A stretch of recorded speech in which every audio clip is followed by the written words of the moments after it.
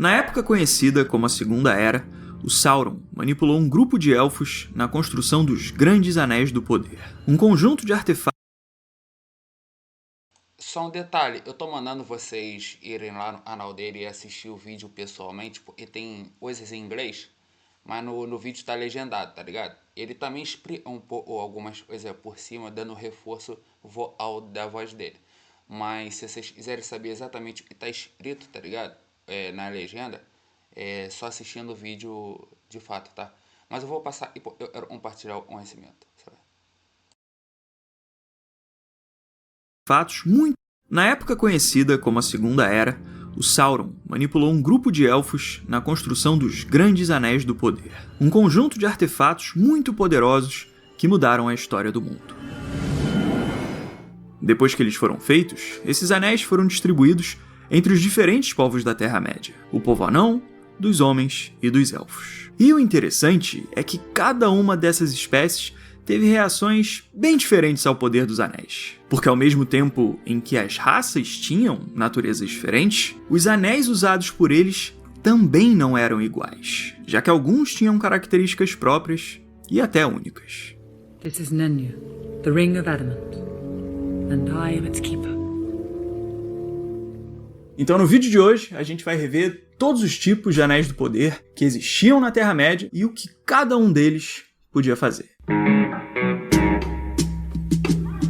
Fala pessoal, eu sou o Kaique e sejam bem-vindos a mais um vídeo, dessa vez pra gente bater um papo sobre os diferentes tipos de anéis do poder do Legendário. Para começar, quero deixar explicado que o vídeo toma como base os livros do Tolkien, a versão original da obra. Mas em paralelo com essa análise, a gente também vai rever cenas dos filmes, dos jogos, de outras interpretações do Legendário, quando elas ilustram e adaptam ideias importantes dos livros. Beleza? E os livros que eu uso como referência para pesquisa aqui do vídeo estão listados aí na descrição com o meu link de afiliado, caso você queira conhecer mais sobre eles. Tranquilo? Então vamos lá. Para começar a falar sobre os anéis, é interessante recapitular a origem deles, para ver como eles foram criados.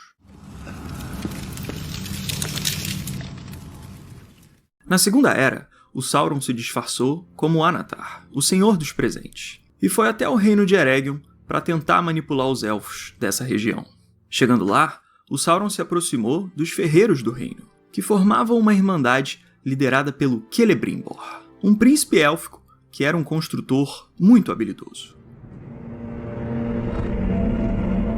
E com essa união formada, o Sauron guiou os ferreiros na construção de 16 grandes Anéis do Poder, que no futuro seriam os 7 e 9 anéis dados para os homens e os anãos. Os artífices de Ostinedil, em Eregion, ultrapassaram tudo o que tinham criado antes, e planejaram e fizeram anéis de poder.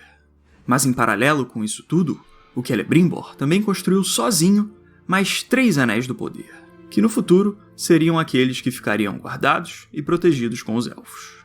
Só que no fim desse grande ciclo, o Sauron executou a última parte do seu plano, construindo o Anel Governante, que era capaz de controlar os outros anéis. We are betrayed. Mas acontece que quando Sauron colocou o anel em ação, os elfos perceberam a sua estratégia e se protegeram a tempo. E depois disso, os elfos e o Sauron entraram em guerra e os anéis acabaram se dividindo, com o Sauron ficando com os 16 e o 1, e os elfos conseguindo proteger os 3 do Celebrimbor.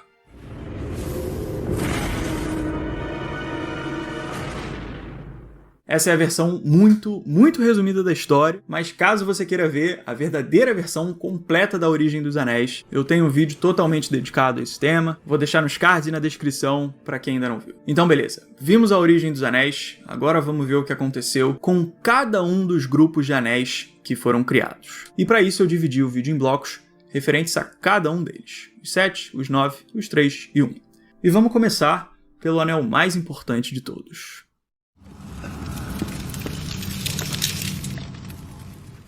O Anel Governante foi criado com o objetivo de controlar os povos da Terra-média, governando os outros anéis e os seus guardiões. Mas por que esse um anel tinha um poder maior que o dos outros? Acontece que o Sauron era um Maia, um ser espiritual naturalmente muito poderoso, e ele transferiu parte do seu próprio poder para o Anel, na construção dele. E muito da força e da vontade de Sauron foram passadas para aquele um anel. E assim, o Anel Governante se tornou um tipo de super anel. Beleza, então agora que a gente viu a base da origem do Anel Governante, a gente pode entender melhor os poderes e propriedades que ele tinha. Com a força do Sauron, um anel desenvolveu o seu poder principal, que era a capacidade de dominação, principalmente sobre os outros anéis e os seus portadores. E é bem interessante analisar como funcionava essa relação de domínio entre os anéis. Quando Sauron guiou os Elfos na construção dos 16 primeiros Anéis do Poder, a influência dele foi diretamente transmitida para esses anéis. E como o Anel Governante também recebeu a força do Sauron, todos os anéis ficaram ligados entre si e ao Sauron, como uma rede de conexões que partem da mesma origem, a força do próprio Sauron. E enquanto usava um anel, conseguia perceber todas as coisas que eram feitas por meio dos anéis menores, e podia ver e governar os próprios pensamentos daqueles que os usavam. Como a gente viu, o poder do Anel Governante agia principalmente sobre os outros anéis. Mas, além disso, um anel também podia corromper aqueles que se aproximavam dele mesmo, com tentações e influências. Por exemplo, a Galadriel era uma elfa de caráter justo, como alguém que apoiava a luta para a destruição do Anel e a salvação do mundo. Mas quando ela se aproxima do Anel, em Lothlórien, o próprio Anel tenta corromper as intenções dela, para que ele não seja mais destruído no futuro. Nessa hora, a Galadriel disse o seguinte para o Frodo: Tu me darás o Anel de livre vontade. No lugar do Senhor Sombrio, colocarás uma rainha, e não hei de ser sombria, e sim linda e terrível como a manhã e a noite. Mais forte que os fundamentos da terra, todos hão de me amar e se desesperar. Então repara como o Anel oferece poder para Galadriel, para que ela seja mais forte que os fundamentos do mundo, como ela diz. Mas ela também prevê a corrupção dela mesma, como ela demonstra quando diz que assumiria o lugar do Senhor do Escuro. Porque mesmo se ela usasse o Anel para derrotar o Sauron, ela se tornaria tão autoritária quanto ele.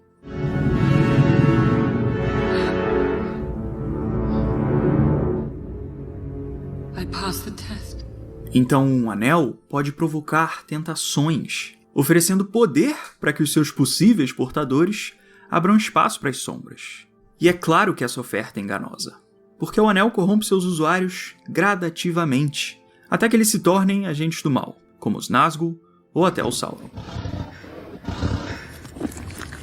Como o anel carregava uma força dentro de si, o Sauron podia aumentar ainda mais os seus poderes enquanto usava o Anel Governante, como uma combinação da força dos dois. Só que também é importante destacar que quando Sauron e o Anel estavam separados, o poder dos dois ainda ficava ativo e em sintonia, porque eles continuavam sendo partes da mesma força comum.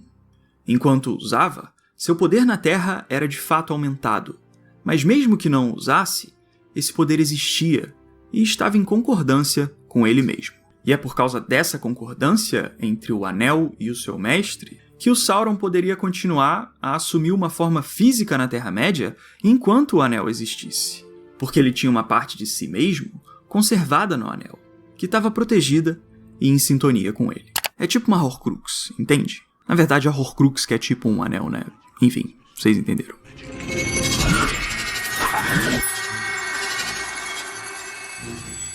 É claro que o Anel Governante tinha uma afinidade única com Sauron, pela natureza comum deles.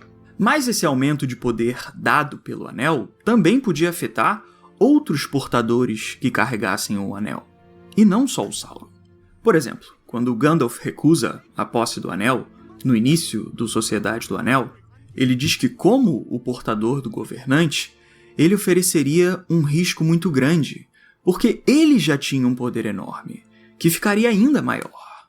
Com esse poder, eu teria poder demasiado grande e terrível, e sobre mim o Anel obteria um poder ainda maior e mais mortífero. E só detalhando um pouco mais, nesse caso do Gandalf, ele já tinha um poder natural muito forte por ser um Maia, Por isso que ele poderia ser tão amplificado assim. O que era extremamente perigoso, porque ele também poderia ser corrompido. But through me, it would wield a power too great and terrible to imagine. Mas o anel tem propriedades que são curiosas. E ele também poderia aumentar os poderes de seres menores, digamos assim, como os hobbits. No final do livro As Duas Torres, o Sam coloca um anel para conseguir fugir de um grupo de orcs. E o livro descreve como a audição dele fica mais aguçada, o que permite que ele escute com detalhes esse bando que estava se aproximando. Não sabia dizer quão próximas estavam as vozes, mas as palavras pareciam estar quase em seus ouvidos.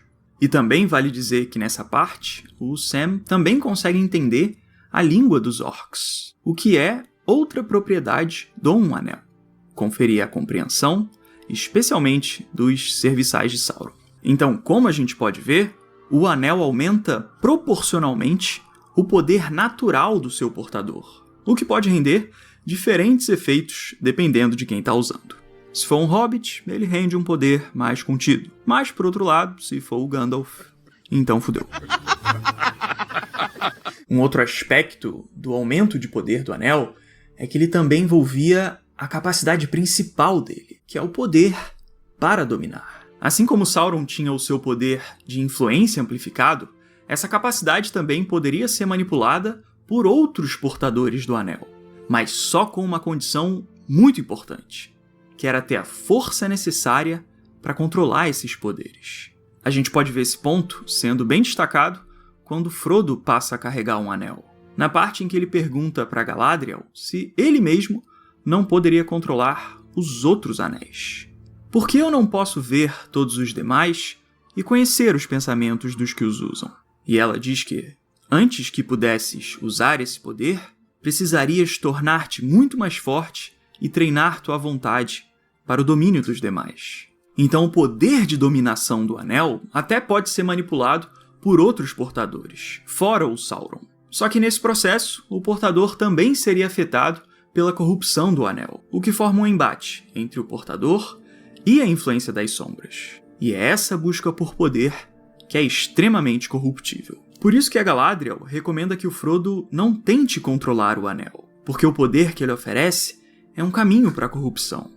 Não tentes, ele te destruiria. Então, mais uma vez, a gente vê como o efeito do anel depende muito do poder natural do seu usuário.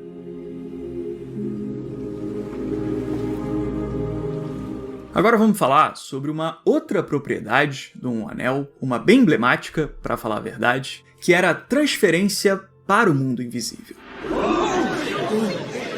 Para entender esse poder, é interessante deixar claro que, por mais que os dois mundos sejam diferentes, eles não chegam a ser mundos totalmente separados. Porque, na verdade, eles são como planos sobrepostos do mesmo mundo. O mundo visível seria como um plano material, enquanto o mundo invisível seria um plano etéreo, que era habitado por seres como os Nazgûl e alguns elfos que carregavam a luz divina de Valinor. E dependendo da natureza de quem colocasse um anel, o portador seria gradualmente transferido para o invisível, o que rendia a invisibilidade no plano físico.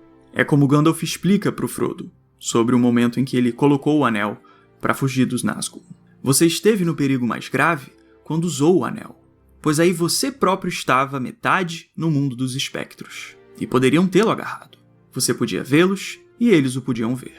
Então a invisibilidade desse caso era uma faca de dois gumes, porque quem ficava invisível no mundo material também ficava extremamente visível para os espectros, no mundo deles. E outro ponto muito importante desse aspecto é que, caso o uso do anel fosse prolongado, o portador até poderia ser totalmente convertido para o mundo invisível, para também se tornar um espectro para todo sempre. Agora, para encerrar, vamos falar sobre a forma como um anel podia evitar a decadência do tempo, que era um outro poder bem marcante. O anel governante podia prevenir o envelhecimento dos seus portadores mortais, como aconteceu com o Bilbo, que parecia ser mais jovem do que ele realmente era. Só que o ponto-chave dessa preservação é que ela não era um prolongamento eterno da juventude, porque os seus usuários ainda sentiam os efeitos do passar do tempo. Quando Bilbo fala com Gandalf sobre um anel, ele diz que não parecia estar tão velho, mas que sentia o pesar do envelhecimento. Ora, eu me sinto todo fino, como que esticado, se você me entende, como manteiga que foi espalhada sobre muito pão. Isso não pode estar certo. Então o anel tinha, de fato, uma capacidade de preservação, mas de uma maneira parcial, porque ela não era capaz de oferecer uma vivência eterna completa. I'm old, Gandalf. I know I don't look it, but I'm beginning to feel it in my heart.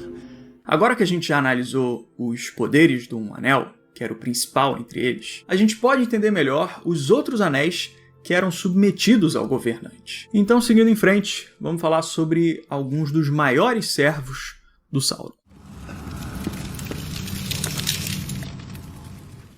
Quando Sauron se juntou aos Elfos para fazer os 16 primeiros anéis, o objetivo dele era que os anéis fossem usados justamente pelos Elfos, porque eles eram poderosos e poderiam se tornar servos muito fortes nas forças do mal.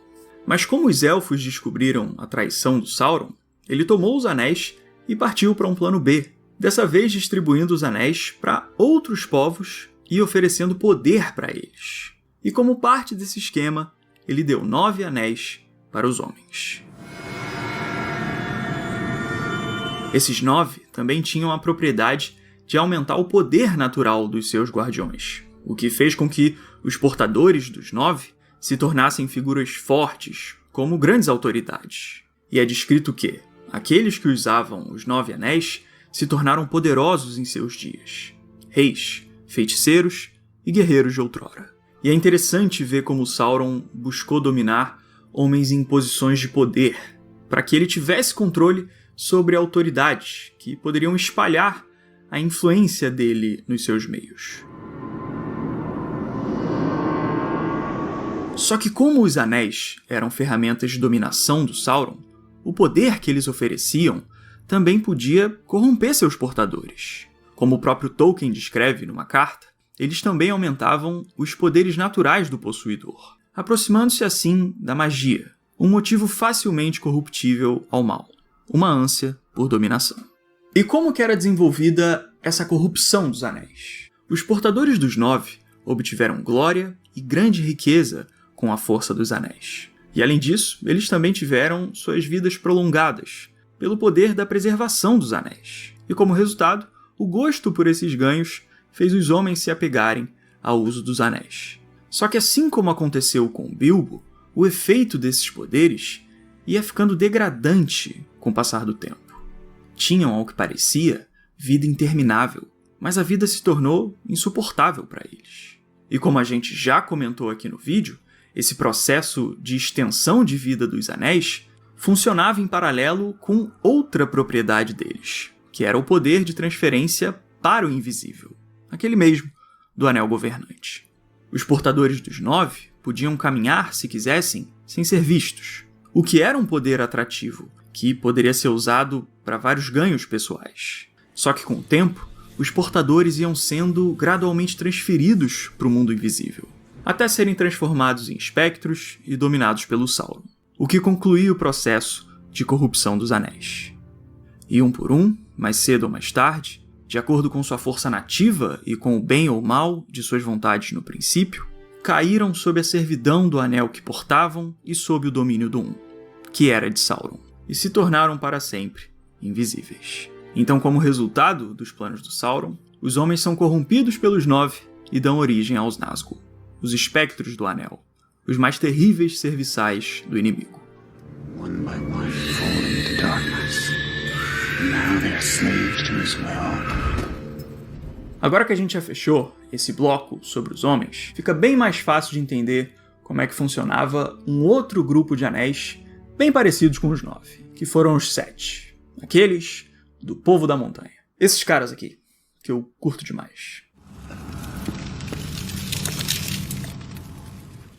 Assim como Sauron distribuiu anéis para os homens, ele também estendeu seus planos para os anãos da Terra-média, distribuindo 7 anéis do poder para eles. E antes de qualquer coisa, mais uma vez, eu explico o que é anãos mesmo que se fala, de acordo com a nova tradução oficial dos livros do Tolkien. Acho que não tem problema nenhum falar anões, mas eu gosto de usar o termo mais atual da tradução. Tranquilo? Toda vez que eu falo isso, aparecem zilhões de comentários sobre o assunto, então, enfim, tô tentando explicar mais uma vez. A melhor forma de começar a análise dos 7 é lembrando que não existem grandes diferenças indicadas entre eles e os 9 anéis dos homens. Porque todos esses anéis foram feitos na mesma leva, como os 16 grandes anéis que foram criados especialmente para os elfos. Então, como tudo indica, os 7 tinham poderes semelhantes com os 9, como o aumento de poder, a transferência para o invisível, o poder de corrupção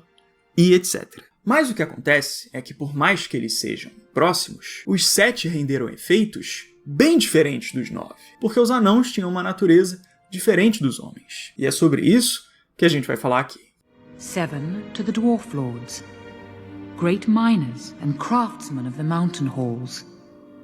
Como Sauron buscava dominar os anãos, ele repetiu a mesma estratégia que ele tentou usar com os homens, oferecendo anéis para os reis do povo anão, que poderiam ser servos poderosos que espalhariam a influência dele. Só que o Sauron não contava com uma coisa, que é a teimosia dos anãos.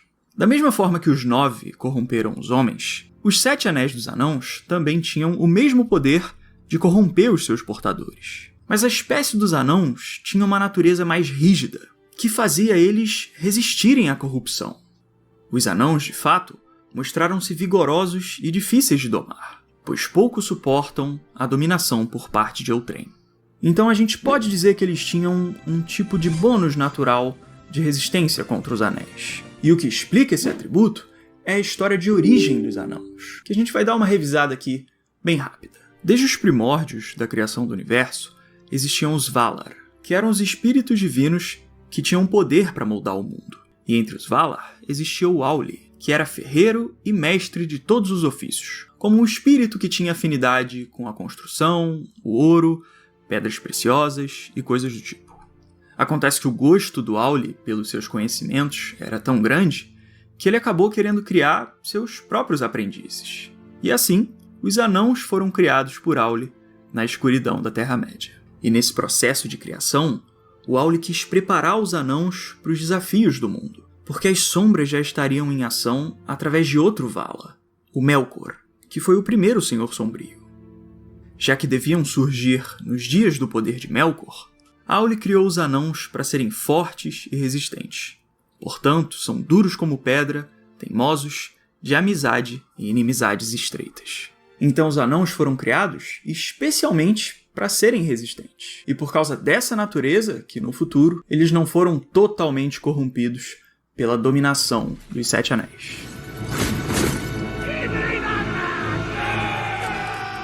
Mas vamos ver com mais detalhes como que essa resistência dos anãos se manifestou. Como os livros explicam, os anãos resistiram principalmente a 3 poderes dos 7 anéis. Ao poder de dominação, porque eles não foram escravizados pelo Sauron. Depois, ao poder de transferência para o invisível, porque eles não ficavam invisíveis e também não poderiam virar sombras espectrais. E por último, a preservação dos anéis também não afetou os anãos. E a vida deles não foi prolongada. Vou ler um trecho aqui que fala sobre tudo isso. Repara só. Foram feitos com um molde capaz de resistir muito inabalavelmente a qualquer dominação. Apesar de poderem ser mortos ou abatidos, não podiam ser reduzidos a sombras escravizadas por outra vontade. E pela mesma razão, suas vidas não eram afetadas por qualquer anel. Mas nem tudo foi tão fácil assim para os anãos, porque os 7 anéis acabaram rendendo um outro tipo de problema para eles, que foi a ganância. Como os anãos foram criados pelo Auli, eles naturalmente herdaram as afinidades do seu criador sobre a construção e as preciosidades da terra. Por isso que eles se tornaram ótimos artífices, porque como é explicado nos livros, eles amarão primeiro as coisas feitas por suas próprias mãos, como o pai deles. Então os anãos cresceram com um gosto instintivo pelas riquezas, o que motivou eles a desenvolverem técnicas e grandes habilidades para a construção. Só que como os anéis amplificavam os poderes naturais dos seus portadores, o gosto dos anãos pelas riquezas ficou exagerado e atingiu um nível perigoso para eles. O único poder que os anéis exerciam sobre eles era inflamar-lhes os corações com cobiça de ouro e objetos preciosos, de modo que, se esses lhes faltassem, todas as outras boas coisas lhes pareciam pouco proveitosas e ficavam repletos de ira e desejo de vingança. Então, com os 7 anéis, a ambição dos anãos por riqueza ficou ainda mais intensa e chegou ao ponto de se tornar até raivosa e agressiva. Tem uma parte do Legendário que é um exemplo muito bom dos efeitos da ganância dos 7 anéis, que é a história do Anel e da família do Thror, que são os anãos da Montanha Solitária que aparecem lá no Hobbit. Durante a Terceira Era, o Smaug, um dos maiores dragões dessa época, capturou o reino do rei Thror em Erebor e expulsou os anãos da região. Anos depois dessa invasão, com o Thror já mais velho, ele deu o seu anel de poder para o seu filho, o Thrain, para que ele pudesse se tornar o fundamento de uma nova fortuna. Só que com o passar do tempo, os poderes do anel instigaram a cobiça do Thrain, o que fez ele partir numa jornada de vingança para recuperar o reino de Erebor. Portanto, talvez tenha sido em parte devido à malícia do anel que Thrain, após alguns anos, se tornou inquieto e descontente. A ânsia do ouro estava sempre em sua mente. Por fim, quando não conseguia mais suportá-la, voltou seus pensamentos a Erebor e resolveu voltar para lá. E assim, o Thrain seguiu na sua busca pelo antigo reino. Só que nessa mesma época, o Sauron já estava buscando retomar os Anéis do Poder. E seguindo essa missão, as forças do mal partiram em busca do Thrain, que foi caçado pelos emissários do Sauron, até ser achado, capturado e morto. Thrain fora apanhado vivo e levado aos fossos de Dol Guldur. Ali foi atormentado, lhe tiraram o anel e ali por fim ele morreu.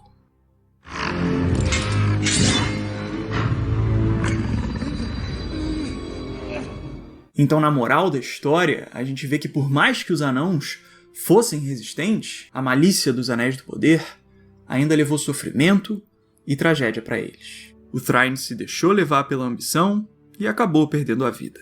E os outros anãos, que também tinham anéis de poder, também enfrentaram seus males, com tesouros sendo roubados e seus anéis sendo tomados pelo Sauron ou por dragões. 7 estiveram em posse dos reis dos anãos, mas 3, Sauron recuperou. E os demais, os dragões consumiram. E só um último detalhe sobre essa parte, sobre o Anel do Thror especificamente, é que é dito aqui nos apêndices do Senhor dos Anéis que é contado entre os anãos que o Anel do Thror foi dado para o povo anão diretamente pelos elfos, e não pelo Sauron. E isso vai contra outras passagens que dizem que o Sauron deu 7 anéis para os anãos, porque pode ser que eles já tivessem dado diretamente pelos elfos. Então, só deixando claro que existem essas duas versões da história, com bons argumentos em relação aos dois lados. Mas isso é assunto para outro vídeo. Por enquanto, vamos seguir em frente. Agora vamos falar sobre uma categoria mais específica dos Anéis do Poder, que tinham algumas características bem diferentes dos outros. Lembra no início do vídeo, como a gente falou que o Sauron se juntou com Celebrimbor e os elfos, para que eles criassem todos juntos os 16 primeiros Anéis de Poder? Então, acontece que um pouco depois dessa união, o Celebrimbor decidiu aplicar os conhecimentos que ele tinha adquirido para fazer sozinho mais 3 Anéis do Poder. E essa que é a grande diferença deles, a ausência do Sauron no processo de criação dos 3. E assim foram feitos Vilya do Ar, Narya do Fogo e Nenya da Água. Os 3 Anéis Élficos do Poder, que na época da Guerra do Anel eram usados pelo Elrond, Gandalf e a Galadriel. Mas o que cada um deles fazia? Vamos dar uma olhada. O objetivo principal dos Elfos, com a criação de todos os Anéis do Poder, era a preservação contra a decadência, como a gente viu no poder deles de prolongar a vida dos seus usuários. Só que no caso dos 3 Anéis Élficos, o poder de preservação deles pôde ser mais puro. porque eles não receberam o toque do Sauron e ficaram livres da sua influência direta. Por exemplo, os outros anéis davam força para dominar e deixavam seus usuários invisíveis, que eram poderes transmitidos pela essência sombria do Sauron. Mas os 3 dos elfos não tinham essas propriedades. Eles não deixavam seus portadores invisíveis. Justamente porque eles não carregavam esse toque do Sauron.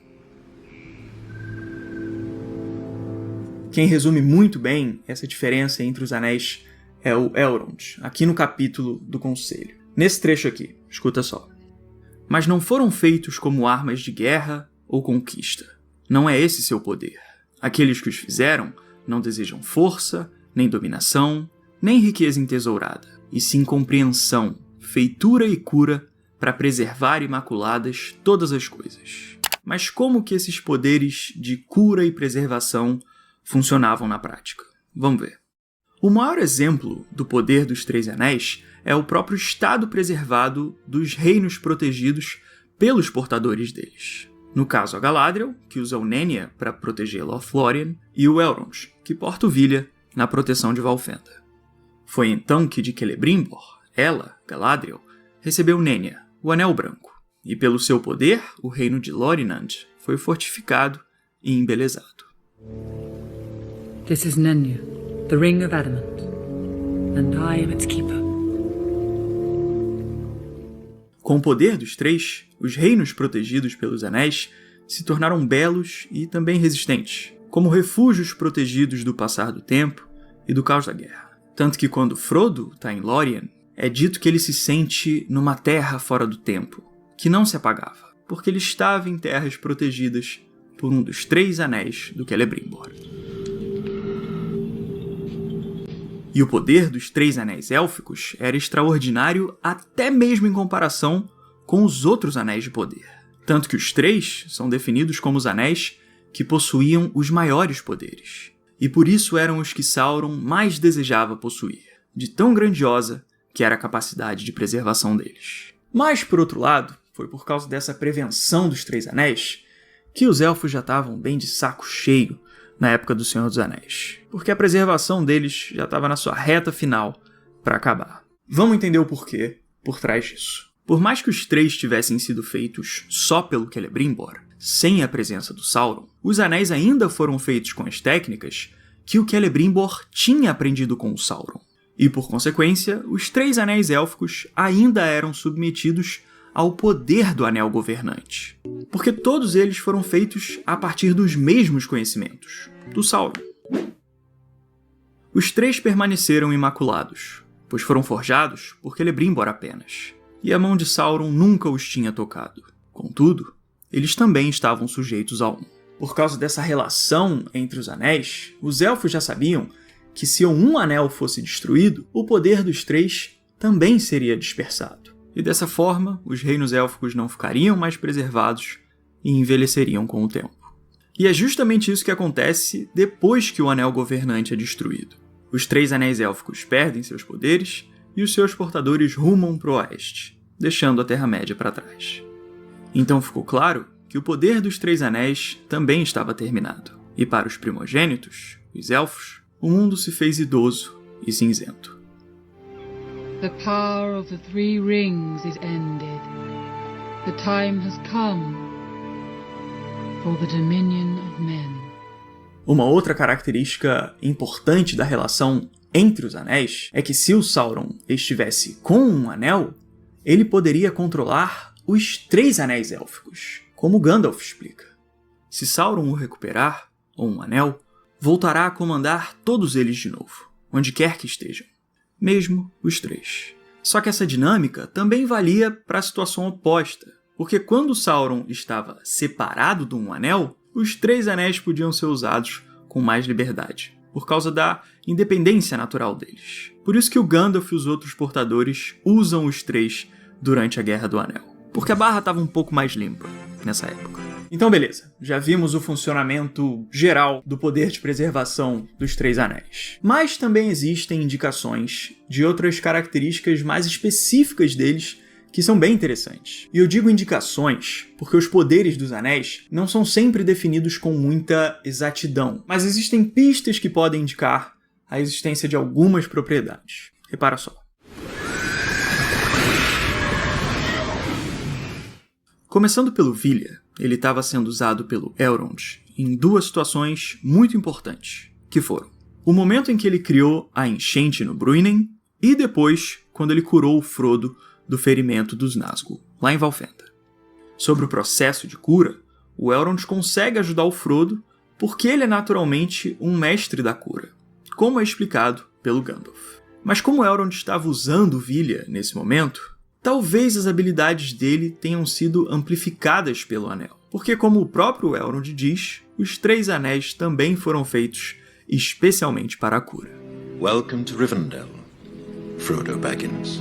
Já no caso da enchente, ela foi feita pelo Elrond com a ajuda do Gandalf para defender os arredores de Valfenda. E mais uma vez, como ele estava com Vilya, pode ser que o Anel também tenha impulsionado os poderes do Elrond, para que ele protegesse e preservasse seu reino.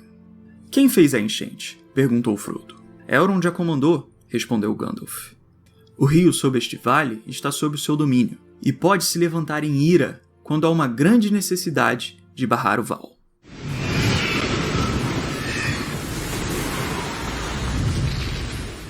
Agora vamos falar sobre o Narya, que também é usado de formas bem expressivas. Na Terceira Era, o Narya estava sendo carregado por um elfo chamado Círdan, o Senhor dos Portos, e foi ele que entregou o anel para o Gandalf, como um apoio para as missões que ele enfrentaria na Terra-média.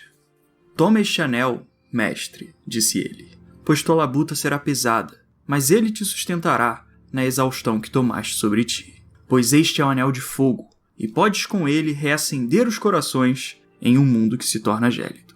Então repara como é dito que o Gandalf pode reacender corações no meio da frieza do mundo, que na prática é a capacidade dele de inspirar e enaltecer as vontades de outros seres. Por exemplo, eu acredito que a gente pode ver esse efeito em ação no cerco de Gondor, quando Gandalf encoraja os soldados que estavam com medo das forças do Sauron. Assim foi que Gandalf assumiu o comando da última defesa da cidade de Gondor. Aonde ele chegava, os corações dos homens se reanimavam e as sombras aladas saíam da lembrança.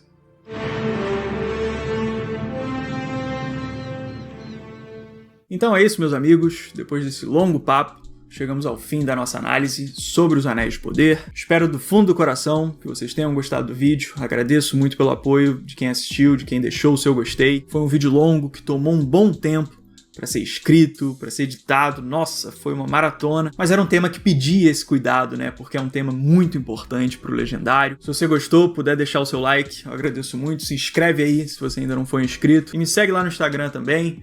Eu sempre vou dando atualizações da produção de conteúdo, principalmente desses vídeos mais longos, assim, que vão sendo feitos aos poucos. Eu vou mostrando lá pra galera como é que vai ficando a pesquisa e tudo mais. Então, se você quiser seguir por lá, tá feito o convite. E a gente se vê no próximo vídeo. Beleza? Valeu, muitíssimo obrigado e um abraço.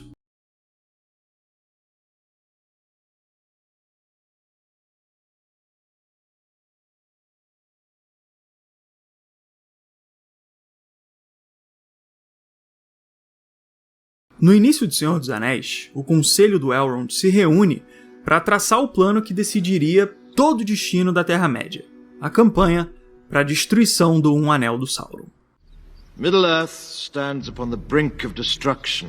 None can escape it. Como a Sociedade do Anel tinha a missão de carregar o futuro da Terra-média nas mãos, ela era formada por figuras muito experientes, como um mago de origem divina, um elfo mais rápido que o vento e o portador de uma lâmina sagrada.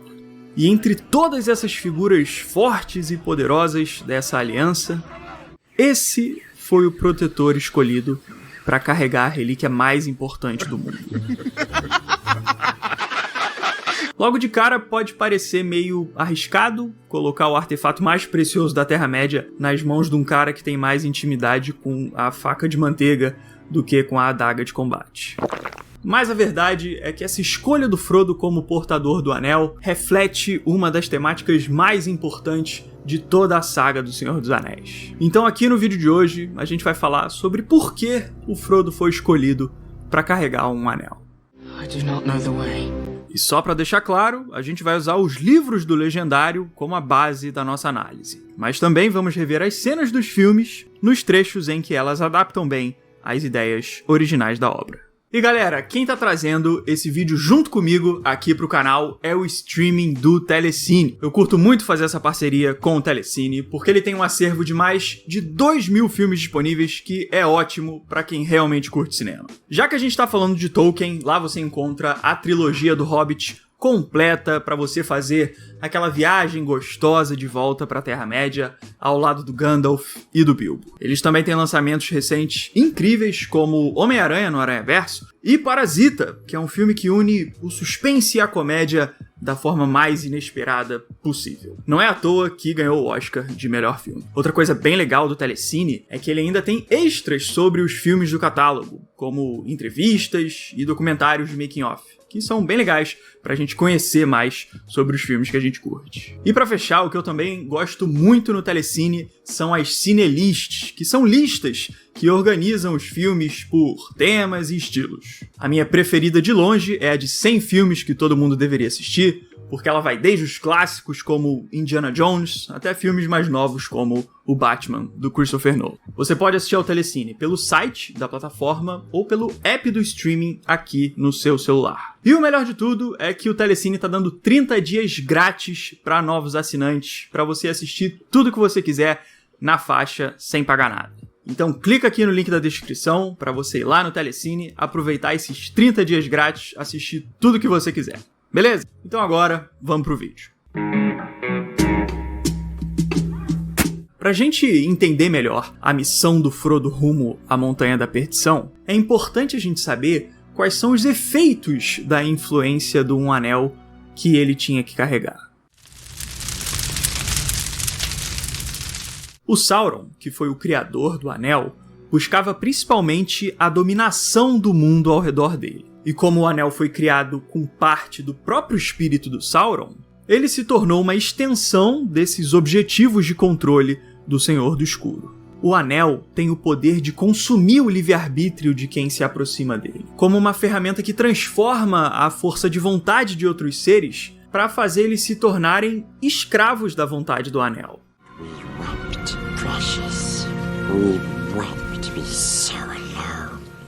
Um trecho do Senhor dos Anéis que explora essa influência do Anel de uma forma muito interessante é aquele do Gandalf em Bolsão, quando ele explica para o Frodo todo o funcionamento das magias do Anel.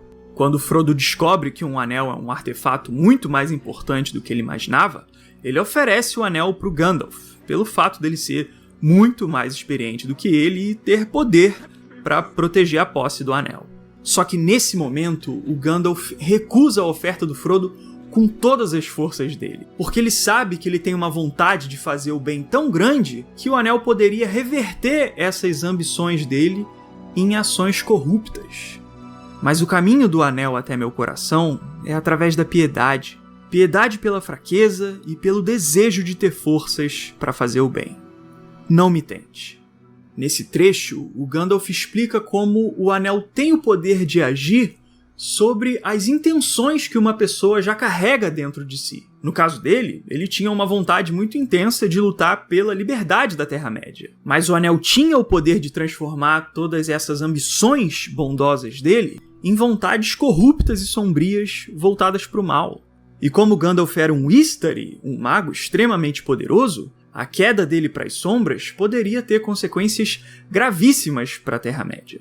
Poderia não, ela provavelmente teria consequências gravíssimas. Ele era realmente bem forte. Por sinal, a mudança de postura do Ian McKellen como Gandalf, quando ele encara a ameaça do anel, reflete essa gravidade dos poderes do Sauron de uma forma inesquecível. Eu acho uma cena incrível. You must take it. You cannot offer me this ring. I'm giving it to you. Don't tempt me, Frodo. Essa explicação do Gandalf sobre os poderes de um anel, sobre a manipulação de intenções que ele consegue fazer, é provada na prática, na história de vários outros personagens do Legendário que tiveram contato com o Um Anel. como o Isildur, por exemplo, que foi o portador do anel antes do Bilbo e do Gollum. Na Guerra da Última Aliança, que aconteceu antes do Senhor dos Anéis, o Sauron foi derrotado e o Isildur conseguiu tirar o anel da mão dele. Logo depois disso, o Elrond e o Círdan aconselham ele a destruir o anel no fogo da montanha, para que o poder do Sauron fosse diminuído para sempre e o mundo se livrasse da maldade dele. Só que o poder das trevas é rápido, e nessa hora a influência do anel já estava em ação, porque o Isildur recusa o conselho dos elfos e decide ficar com o anel para ele. Isto guardarei como preço de sangue pela morte de meu pai e de meu irmão. Não fui eu que atingi o inimigo com o golpe mortal? E o anel que segurava lhe parecia sobremaneira belo de se contemplar. Repara como o trecho diz que no final da batalha o anel já estava parecendo belo para o Isildur, demonstrando como o poder do anel já tinha mudado o ponto de vista do Isildur sobre as ambições que ele tinha. Ele entrou na guerra para enfrentar a ameaça do Sauron, arriscando a própria vida para lutar pela liberdade da Terra-média. Mas quando ele finalmente teve a chance de destruir o anel e acabar com as trevas, ele decidiu ficar com ele, o que abriu espaço para o Sauron conservar o poder das sombras. É esse processo de corrupção do Isildur que a gente vê naquela cena do filme dele na Montanha da Perdição, com ele mudando a expressão dele em relação ao anel. Destroy it!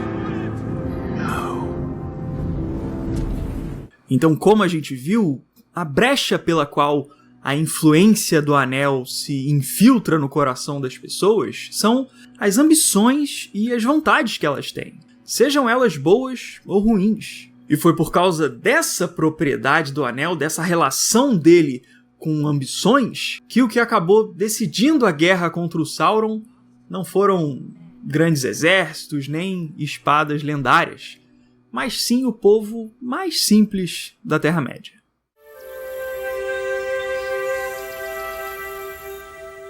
Logo no prólogo do Senhor dos Anéis, os hobbits são apresentados como uma raça naturalmente amigável, que amava a paz e a tranquilidade e que nunca tinha guerreado entre si. Essa natureza pacífica dos hobbits é muito importante na formação da identidade deles, porque foi graças a ela que eles se desenvolveram sem grandes ambições sobre poder, conquistas gananciosas ou fortunas. O Tolkien sinaliza essa simplicidade deles de um jeito bem sutil aqui no prólogo do Senhor dos Anéis. Olha só. Hobbits não conseguem entender ou gostar de máquinas mais complicadas que um fole de forja, um moinho de água ou um tear manual, embora sejam habilidosos com ferramentas. Ou seja, eles tinham a capacidade de manipular muito bem as ferramentas tecnológicas que eles tinham à disposição deles. Mas mesmo com essas habilidades, os hobbits se afastavam dos avanços da tecnologia e do uso de novas máquinas. E essa resistência à tecnologia deles é muito expressiva, porque várias vezes o Tolkien usa máquinas como um símbolo de uma busca gananciosa por poder. Por exemplo, Saruman, que usava máquinas para expandir a dominação dele sobre a Terra-média, é definido da seguinte forma pelo Barbárvore. Está tramando para se transformar num poder. Tem um cérebro de metal e rodas, e não se preocupa com os seres que crescem, a não ser enquanto servem. Então a gente vê como um dos vilões da história é uma figura que se deixou levar pela ganância do uso da tecnologia para obtenção de poder. E como extremo oposto disso, a gente tem os hobbits, que rejeitavam o uso de máquinas porque eles não tinham grandes ambições gananciosas. Essa tranquilidade dos hobbits tem efeitos muito interessantes no papel deles dentro do Legendário, porque ela não faz eles serem um povo bobo e fraco. Na verdade, o que acontece é justamente o contrário, porque a paz dos hobbits fez eles se tornarem muito resistentes, como o próprio Tolkien diz. Entretanto, a paz e a tranquilidade tinham tornado esse povo curiosamente resistente. Eles podiam sobreviver à ação rude da tristeza, do clima ou do inimigo, de um modo que surpreendia aqueles que não os conheciam direito. E é claro que esse papo sobre a resistência dos hobbits não fica só no prólogo do livro, porque ele pode ser visto na prática em várias situações ao longo da saga do Senhor dos Anéis. Depois que o Bilbo encontrou o Anel, lá nos eventos do Hobbit, ele ficou com ele por mais de 50 anos, convivendo dia após dia com o poder maligno do Anel. Só que mesmo depois de todo esse tempo, sobre o efeito do Anel, o Bilbo ainda conseguia preservar o julgamento dele. Como a gente pode ver no trecho quando ele diz para o Gandalf que ele sabia que algo não estava muito certo na vida dele. Estou me sentindo todo fino, como se tivesse esticado, se você sabe do que eu estou falando. Como manteiga que foi espalhada num pedaço muito grande de pão. Isso não pode estar certo. Preciso de uma mudança ou algo assim. Acontece que um dos efeitos principais dos poderes do Anel era a preservação da vida dos portadores dele. E o Bilbo demonstra a resistência dele quando ele rejeita essa dádiva oferecida pelo Anel, que é quase um milagre da preservação da vida. O Bilbo não tinha uma ambição cega por poder, então ele consegue preservar o julgamento dele sobre o que é certo e o que é errado. E por isso ele diz que essa situação dele não estava muito certa. You're right, Gandalf. The ring must go to Frodo.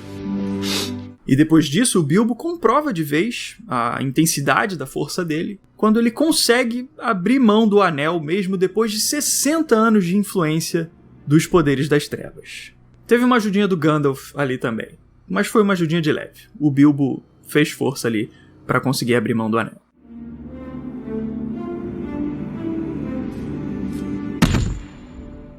O Gandalf acompanhou de perto a luta do Bilbo contra o Anel e percebeu como os hobbits eram bem mais fortes do que muita gente imaginava, como ele mesmo diz para o Frodo. Acho provável que alguns hobbits possam resistir aos anéis por muito mais tempo do que os sábios imaginam. E esse legado da resistência dos hobbits passou adiante do Bilbo para o Frodo, junto com a posse do Anel.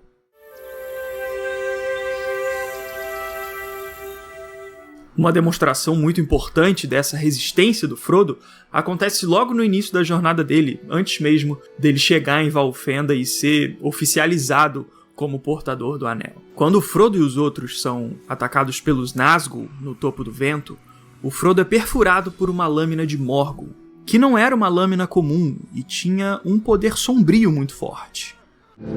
He's been stabbed by a Morgul blade. Ele ficou adoecido por causa do ferimento da lâmina e foi levado às pressas para Valfenda. E depois que ele se recupera, o Gandalf diz o seguinte para ele: o estilhaço foi derretido, e parece que os hobbits relutam em desaparecer. Conheço fortes guerreiros entre as pessoas grandes que teriam rapidamente sido vencidos por aquele estilhaço, que você carregou consigo por 17 dias. Então olha só como esse trecho destaca como o Frodo foi capaz de resistir por vários dias a um poder que era capaz de matar guerreiros mais fortes do que ele rapidamente. Essa superação do Frodo contra os poderes das sombras é muito importante porque ela indica uma prévia do que seria a jornada dele para carregar o Anel. Porque o Anel carregava a mesma natureza sombria que a lâmina de Morgul. Os dois artefatos são aquele tipo de coisa que vai se apoderando da pessoa, tomando conta dela com os poderes da escuridão, como se fosse um veneno mesmo. Então, tanto o leitor quanto o Gandalf veem nesse momento que uma das capacidades mais únicas do Frodo é a bravura com que ele suporta os poderes das trevas. And yet to have come so far, still bearing the ring, the Hobbit has shown extraordinary resilience to its evil. E além disso, outra coisa muito importante é que o Gandalf também enxerga essa demonstração de resistência do Frodo como um possível sinal do próprio destino que ele deveria seguir. Sim, a sorte ou o destino o ajudaram, disse Gandalf, para não falar na coragem. Essa menção ao destino é essencial para entender a escolha do Frodo como um portador do Anel, porque ela indica que ele pode ser parte de um plano maior do que a natureza dele mesmo ou até do próprio Sauron. Um pouco antes dessa parte do Senhor dos Anéis, tem um trecho onde o Gandalf está conversando com o Frodo sobre a vez em que o Bilbo encontrou o Anel. E ele fala uma coisa muito importante nessa parte da história. Por trás disso, havia algo mais em ação, além de qualquer desígnio de quem fez o anel. Não posso dizer de modo mais direto, Bilbo estava designado a encontrar o anel, e não por quem o fez. Nesse caso, você também estava designado a possuí-lo. Então olha o que o Gandalf está dizendo. Ele diz que o Bilbo era designado a encontrar o anel, e não pelo Sauron, mas sim por algo possivelmente maior do que o próprio Senhor do Escuro. Depois dessa conversa, o Gandalf diz que esse pensamento é encorajador. E eu acho que isso explica muito bem a escolha do Frodo como portador do anel. O Gandalf é um Maia, um ser primordial que é profundamente ligado à criação do universo. Então, quando ele diz que um pensamento é encorajador, é porque ele consegue enxergar implicações desse pensamento que vão muito além do plano mundano dos mortais. Nesse ponto a gente entende como a escolha do Frodo como portador do anel pelo conselho do Elrond não era uma questão de opção, porque na verdade ela foi a aceitação de um destino. É por isso que no momento em que o Frodo decide que vai levar o anel, o Elrond não se vê como alguém que está na posição de aceitar ou negar a escolha dele, porque ele está vendo o destino se cumprir na frente dos olhos dele, como ele mesmo diz. Se entendo bem tudo o que foi dito, disse ele, penso que essa tarefa é destinada a você, Frodo. Como eu falei no início do vídeo, a escolha do Frodo como portador do anel reflete um tema, ela tem um significado que envolve toda a saga do Anel. A Guerra do Anel não podia ser vencida só com a força dos poderosos e nem a sabedoria dos mais sábios. Na verdade, ela foi uma demanda decidida pelo sacrifício de quem abriu mão das próprias ambições em nome de um propósito maior que si mesmo. Esse tema é perfeitamente resumido por uma frase que o Elrond diz no Conselho, que explica muito bem como a vontade dos pequenos pode ser tão forte quanto a força dos grandes. Mas é sempre assim o curso dos fatos que movem as rodas do mundo. As mãos pequenas os realizam porque precisam, enquanto os olhos dos grandes estão voltados para outros lugares. You shall be the Fellowship of the Ring. Right. Where are we going? Então, meus amigos, esse foi o meu vídeo falando um pouco sobre a escolha do Frodo como o portador do anel. Eu lembro que quando eu assisti O Senhor dos Anéis pela primeira vez, quando eu era bem criança ainda, esse lance do Frodo ser o portador do anel me marcou muito, né? Porque ele era um personagem mais comum e mundano quando era comparado ao Gandalf, ao Aragorn e a outras figuras que eram extremamente poderosas da história da Saga do Anel. Então eu acho um detalhe realmente muito marcante, assim, esse fato do protagonista da história ser realmente um pequeno. E é justamente pelo fato dele ser pequeno que ele consegue levar a missão dele adiante. Se você gostou do vídeo, puder deixar aquele gostei, eu agradeço muito, me ajuda demais. Se você ainda não for inscrito, quiser se inscrever aqui no canal, é só clicar aqui embaixo. E caso você queira me seguir no Instagram, o link também tá aqui na descrição. Beleza? Então fico por aqui, a gente se vê na próxima. Valeu, show! E um abraço. Um elemento que é muito notável na história do Senhor dos Anéis é o movimento de partida dos elfos para as Terras do Oeste, que é uma ideia explorada em vários momentos ao longo de toda a saga. O Frodo encontra com um grupo de elfos viajantes bem no início da história, depois a Galadriel revela a própria partida dela, e na reta final, até o Legolas diz que sente o impulso de seguir pelo mar. Então, do início ao fim da história, várias partes destacam esse conceito da partida dos elfos da Terra-média. Mas qual que é a motivação dos elfos por trás dessa grande partida? Por que que isso tudo acontece? A história deixa claro que o Oeste é onde ficam as Terras Imortais, que ficam protegidas daquela maldade que atormenta a Terra-média. Então é fácil entender por que alguns elfos querem partir para um lugar de paz. Eu que moro no Rio de Janeiro entendo perfeitamente esse sentimento, mas até depois que a Guerra do Anel é vencida e a Terra-média finalmente fica livre para um futuro promissor, os elfos continuam abandonando as suas moradias para seguirem para o oeste. Então a gente pode ver que a motivação da despedida dos elfos vai muito além de uma fuga da guerra, porque na verdade eles estão partindo por uma série de razões bem complexas, como a origem do corpo dos elfos e o poder de 3 anéis mágicos. Então vamos analisar esses fatores para entender por que os elfos abandonaram a Terra-média. I will diminish and go into the west and remain Galadriel. Fala pessoal, eu sou o Kaique e vamos bater mais um papo sobre os mistérios da obra do Tolkien. Para explicar o esquema do vídeo, para quem ainda não conhece o canal, o vídeo é baseado nos livros do Tolkien, a versão original da obra. Mas a gente também vai acompanhar cenas dos filmes e de outras adaptações do Legendário, quando eles representam elementos importantes. Vocês podem ver as referências dos livros aqui na descrição. Então vamos lá. Como eu falei no início do vídeo, existem vários motivos que justificam a partida dos elfos. Mas eles se relacionam como um efeito de causa e consequência. Então, para a gente entender como eles se complementam, vamos separar o vídeo em tópicos, focando em cada um dos motivos. E para começar, vamos falar sobre a origem da Terra-média e dos elfos, para entender como eles afetam um ao outro.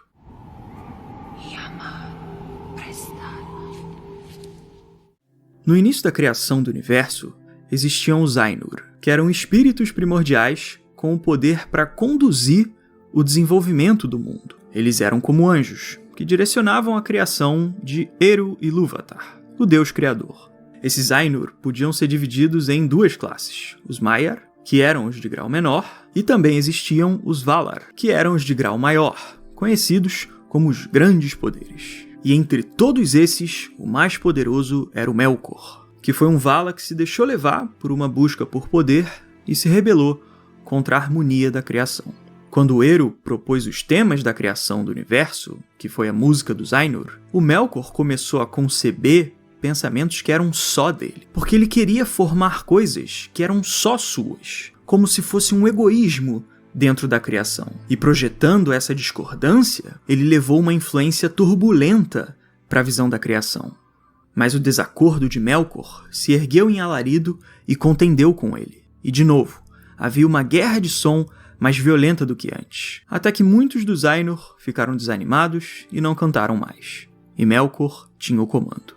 Então a gente pode ver nesse trecho como o Melkor conquista o controle de parte da música, afetando o espaço que estava sendo ocupado por outros Ainur. E é esse tipo de influência dominante que ele leva para a formação do mundo.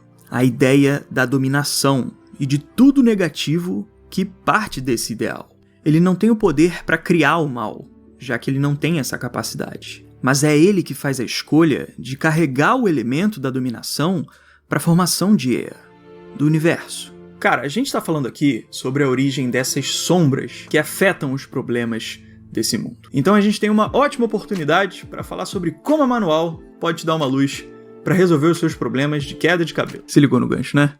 Maravilhoso. Para quem não conhece, a Manual é uma empresa britânica focada em saúde masculina, que desde 2019 já fez a diferença para mais de 35 mil homens aqui no Brasil, com tratamentos cientificamente comprovados e prescritos por uma equipe médica. Se liga só como que o processo deles funciona. Você só precisa entrar no site e responder um questionário com algumas perguntas médicas. E com a descrição do seu quadro, você recebe uma prescrição personalizada para o seu caso individual. Aí os produtos são entregues na sua casa, com frete grátis e numa embalagem super discreta. E o melhor é que você pode contar com suporte clínico durante todo o processo, beleza? Uma coisa importante é que, como a Manual oferece um tratamento médico, ele deve ser feito de forma contínua. Mas seguindo a prescrição enviada, os resultados ficam logo mais visíveis a partir do 4º mês de uso correto dos produtos. E a gente pode ver aqui, na prática, como essa evolução pode ser notada com o antes e depois do tratamento. E a boa é que eu posso te dar uma ajuda no início do seu tratamento com um cupom de 40% de desconto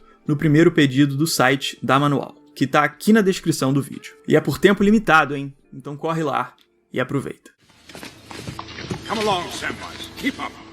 Essa parte do Legendário que a gente estava vendo é bem simbólica, porque ela acontece num estado espiritual do universo, que é super metafórico. Mas depois da criação de Arda, que é o mundo, os efeitos da corrupção do Melkor ficam mais claros. Quando os Ainur entraram em Arda, eles começaram os seus trabalhos para a formação de suas terras e águas, no processo que foi a composição de todo o mundo material. Só que o Melkor quis conquistar o que estava sendo construído, para estabelecer um domínio próprio dele. E assim, o Melkor provocou grande ruína com fogo e frio mortal, e maculou tudo que os outros Valar fizeram. Repara bem nesse termo maculou, porque ele destaca como as formações comandadas pelos outros Valar acabaram sendo alteradas pela influência do Melkor. E como resultado desse confronto, a formação do mundo se tornou o produto do embate entre duas forças: o comando benigno dos Valar, mais a influência corruptiva do Melkor. Tanto que o livro descreve que os trabalhos dos Valar foram frustrados e afastados de seus objetivos, para mostrar como as criações dos Valar não chegaram a ser desfeitas, mas sim alteradas pela adição do mal. E assim, o mundo não chegou a ser aquela Arda perfeita que os Valar queriam que ele fosse, porque ele se tornou a Arda Maculada, ou Arda Mord, que é o mundo como ele é, infectado pela influência do Melkor. É como se o Melkor tivesse colocado um vírus num computador e depois tivesse executado esse programa. Essa que foi a cagada que ele fez. Só que a ação do Melkor acabou se expandindo muito mais do que os Valar imaginavam, com ele perdendo partes de si para infectar simplesmente o mundo inteiro. Para obter domínio sobre Arda, Morgoth deixou que a maior parte de seu ser passasse para os constituintes físicos da Terra, de forma que todas as coisas que nascessem na Terra e vivessem nela e por ela, animais ou plantas ou espíritos encarnados, seriam passíveis de serem maculadas. Então a influência maligna do Melkor se espalhou por toda a matéria de Arda, o que fez tudo o que partia dessa composição material do mundo ser vulnerável à ação do mal. Mas isso quer dizer que o mundo todo é completamente maligno? Não é bem isso. Na verdade, a influência do Melkor faz o mal ser uma parte do todo, como uma possibilidade, que pode tomar o seu espaço ou não.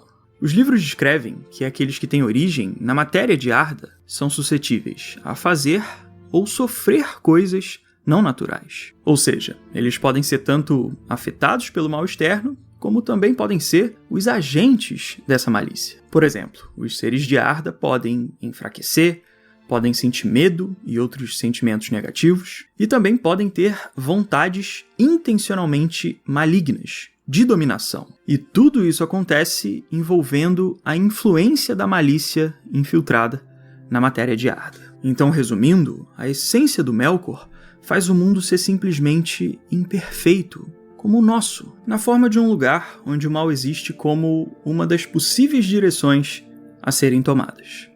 Ou não. Do not be too eager to deal out death and judgment.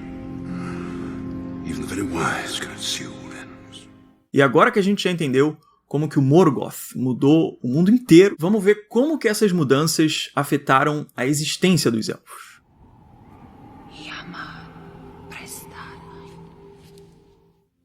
O grande diferencial dos elfos como uma espécie é o fato deles serem imortais por natureza dentro de Arda. Mas mesmo com essa imortalidade, os corpos dos elfos ainda sofriam os efeitos do passar do tempo e da vida, por mais que de uma forma bem vagarosa. E a gente nem precisa ir muito longe para perceber esse tipo de coisa, porque até o Senhor dos Anéis já indica isso.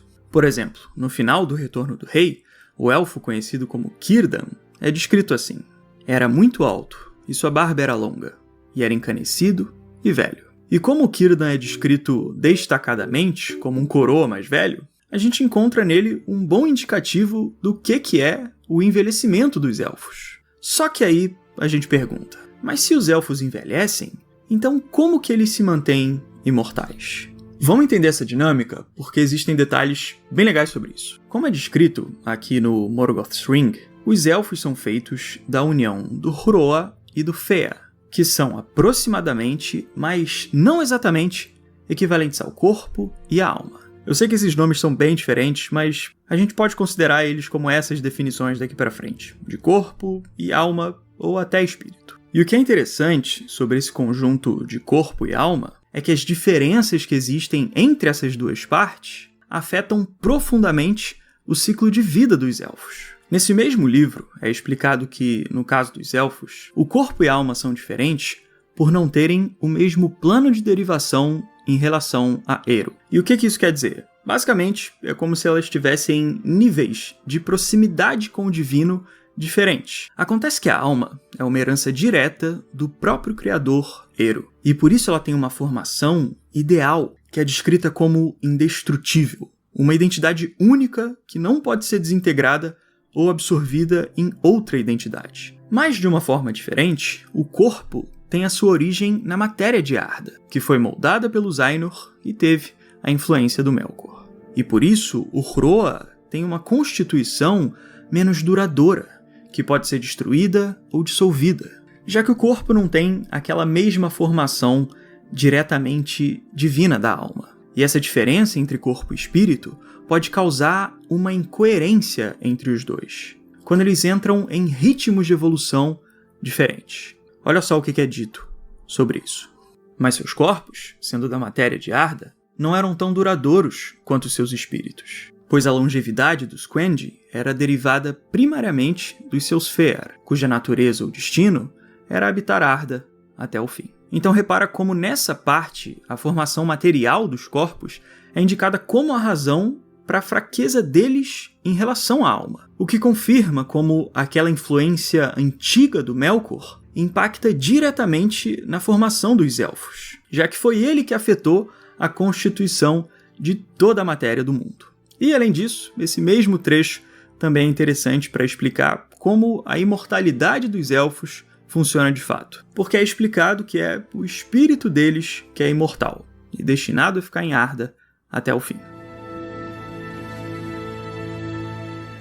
Beleza, agora a gente já analisou duas características muito importantes dos elfos, que é o fato dos seus corpos terem uma constituição limitada, enquanto os seus espíritos se mantêm indestrutíveis até o fim de Arda. E considerando esses dois pontos, a gente pode questionar o seguinte: se o espírito élfico era mais duradouro que o corpo, então quer dizer que um elfo poderia existir só como espírito? E é tipo isso que pode acontecer. Quando aquela incoerência entre Hroa e Fëa é prolongada, ela pode causar um pesar para os elfos, que rende um fenômeno conhecido como esvanecimento, ou consumo do corpo pelo espírito, como é definido aqui no livro da Natureza da Terra-média. Nesse estágio, depois que o corpo do elfo atinge a sua forma adulta, ele começa a ficar mais cansado, por conta de dois fatores principais: o passar do tempo e o peso das experiências da vida. E com esse acúmulo de vivências, o espírito élfico passa a consumir o corpo onde ele habita. À medida que o peso dos anos, com todas as suas mudanças de desejos e pensamentos, acumula-se sobre o espírito dos Eldar, os impulsos e as disposições de seus corpos também mudam. É isso que querem dizer os Eldar quando falam de seus espíritos os consumindo. E eles dizem que, antes que Arda termine, os Eldali na Terra terão se tornado como espíritos invisíveis a olhos mortais. Então a gente pode ver tanto o tempo quanto as experiências da vida como dois fatores que se acumulam com o avançar da existência, até o ponto em que os corpos diminuem e são absorvidos pelos espíritos que eles abrigam, deixando os elfos em formas espirituais. E no fim desse grande ciclo, o corpo se torna só uma memória do que ele já foi para o espírito, como se fosse uma lembrança do que ele mesmo já foi no passado. E assim, os elfos assumem uma forma imaterial, que continua a se manter imortal até depois do fim dos seus corpos. Então o elfo começaria a se desvanecer, até que o Fëa como que consumisse o Hroa, e ele permanecesse apenas pelo amor e pela memória que tinha ao espírito que o habitava. Agora que a gente já explorou essa vulnerabilidade dos elfos, vamos relacionar isso com a partida deles para Aman, que são as Terras Imortais. No início da história de Arda, enquanto Melkor estava atacando as formações da Terra, os outros Valar decidiram proteger uma parte do mundo da expansão da influência das sombras. E para lá eles levaram a luz e a bênção dos próprios poderes divinos deles. Naquela terra guardada, os Valar reuniram uma grande quantidade de luz e de todas as coisas mais belas que tinham salvado da ruína. E Valinor se tornou ainda mais formosa que a Terra-média durante a Primavera de Arda. E foi abençoada, pois os imortais lá habitavam, e ali nada esvanecia nem fenecia. E olha só como aqui nessa parte é dito que nada esvanecia, que é justamente uma indicação direta de como o Reino Abençoado era protegido do desvanecer do mundo, daquele mesmo desvanecer dos corpos dos elfos. Então o que acontece é que enquanto Melkor espalhou sua influência pela matéria do mundo, os outros Valar concentraram suas forças em Amã, o que fez ela ser mais livre da influência das sombras. E por isso que no futuro Amã se tornou um lugar mais leve para os elfos. Como a influência maligna da matéria de Arda afetava a constituição dos elfos, a existência material deles acabava ficando enfraquecida na Terra-média. Por isso que o processo de desvanecer deles acabava ficando mais acelerado na Terra-média, nessas condições impuras. Só que como os Valar convidaram os elfos para habitarem em Amã, eles foram para lá, depois de muitas idas e vindas, viver numa terra mais pura, onde eles poderiam se manter num estado mais pleno e resistente por muito mais tempo. Mas em Amã, uma vez que suas bênçãos se derramavam sobre o Huror dos Eldar, como em todos os outros corpos, os Huror envelheciam apenas a par com os Fear, e os Eldar que permaneceram no Reino Abençoado perduraram na plena maturidade e em poder indiminuído, de corpo e espírito, unidos por eras além da nossa compreensão mortal. Então aqui nesse trecho o texto esclarece como as propriedades de Amã permitiam que os elfos encontrassem um equilíbrio mais estável entre corpo e espírito, que prolongava o estado pleno deles, sem aquelas fraquezas da Terra-média. Só que em paralelo com isso tudo, existe um outro elemento muito importante que também afeta o desvanecer dos elfos, que são 3 anéis mágicos.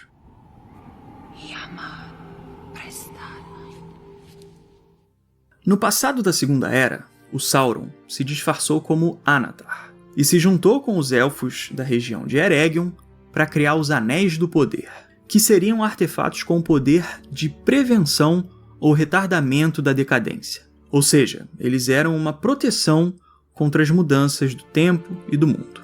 Como a matéria da Terra-média era maculada e enfraquecida pelo toque do Melkor, os elfos queriam o poder desses anéis para conterem a decadência do mundo, para que as coisas que eles desejavam pudessem ser preservadas dos efeitos do tempo. Até que depois da primeira leva de anéis fabricados, o Celebrimbor, que era um elfo extremamente habilidoso, reuniu a experiência que ele tinha tido com o Anatar e fez sozinho mais 3 anéis do poder. E assim foram forjados Narya, Vilya e Nenya. Os 3 anéis que no futuro foram usados pelo Gandalf, Elrond e Galadriel, e entre outros portadores também. E caso você queira saber mais sobre Anéis de Poder, eu tenho um vídeo que detalha toda a origem deles, do porquê deles terem sido criados, e outro que fala sobre os poderes dos diferentes tipos de anéis. Porque são vários, né? Vou deixar aqui nos cards e na descrição. Mas como que esses anéis afetaram os elfos? Vamos ver. O ideal principal dos elfos com a criação dos anéis era a capacidade de preservação, como a gente viu. Só que no caso dos 3 anéis dos elfos, o poder de preservação deles acabou sendo mais pleno, porque eles foram feitos só pelo Celebrimbor, sem a influência direta do Sauron. Tem uma parte do Senhor dos Anéis onde o Elrond explica muito bem o que é especial sobre os 3 anéis. Olha só. Mas não foram feitos como armas de guerra ou conquista. Não é esse seu poder. Aqueles que os fizeram não desejam força, nem dominação, nem riqueza entesourada, e sim compreensão, feitura e cura para preservar imaculadas todas as coisas.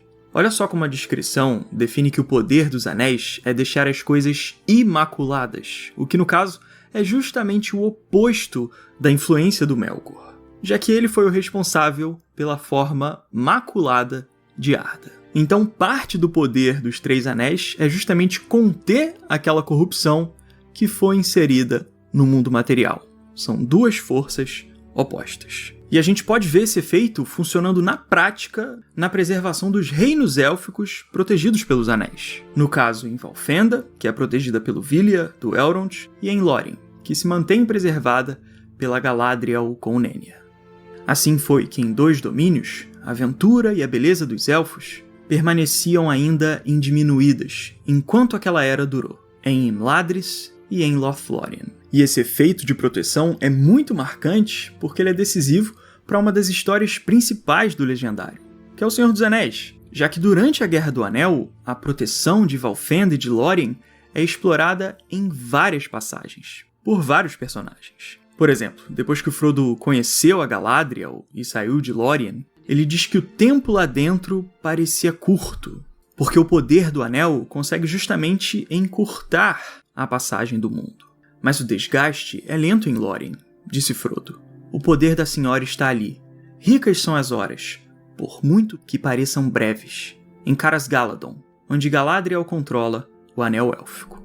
Esse fator de proteção de Lórien é tão interessante que tem um texto bem legal do Tolkien aqui no Natureza da Terra-média, onde ele calcula como o efeito da passagem do tempo era sentido por lá.